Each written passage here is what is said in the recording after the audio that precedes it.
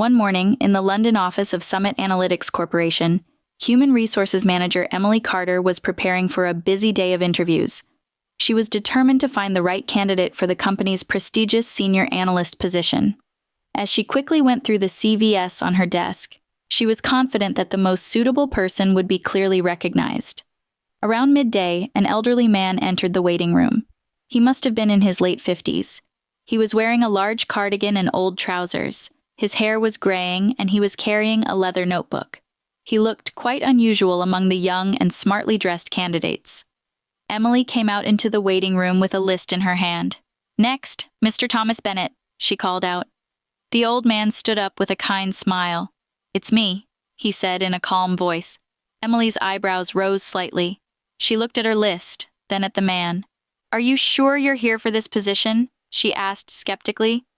"Yes," Thomas replied with a nod, holding out his hand. Emily shook his hand reluctantly but paused. "Before we start the interview, can I see your CV or portfolio?" "Of course," Thomas said, pulling out his notebook. Emily took the notebook and began to flip through the pages. There was a growing puzzlement on her face. "Are these handwritten?" she asked in a slightly mocking tone. "Yes," said Thomas. "I think it's more intimate that way." Emily almost laughed a little, but tried to maintain her seriousness. "All right, Mr. Bennett, let's begin." As the interview progressed, Emily's initial skepticism deepened. Thomas's answers were thoughtful but unorthodox, full of stories instead of facts. Emily concluded that he was not a good fit for this modern, fast-paced company. After the interview, Emily saw Thomas out the door. "Thank you for your time, Mr. Bennett," she said with a fake smile. "Thank you, Mr. Bennett," Thomas said politely, and quietly walked away. An hour later, Jonathan Miller, the CEO of the company, came into the Human Resources Department. "Emily, can you come to my office right away?" he said sternly.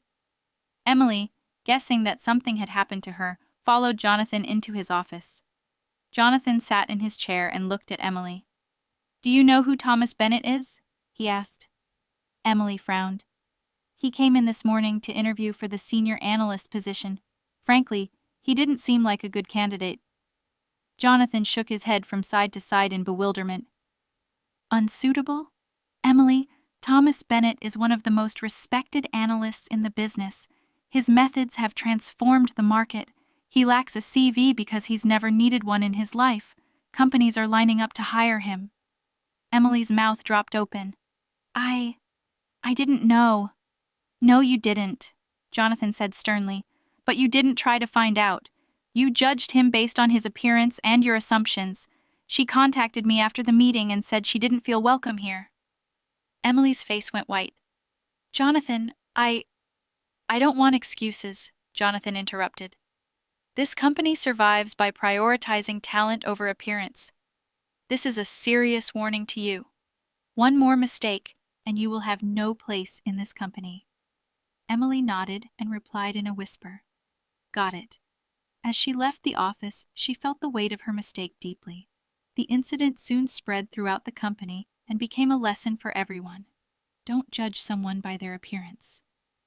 A week later, Thomas Bennett took a position as a senior analyst at Summit Analytics Corporation, this time at the direct invitation of Jonathan Miller.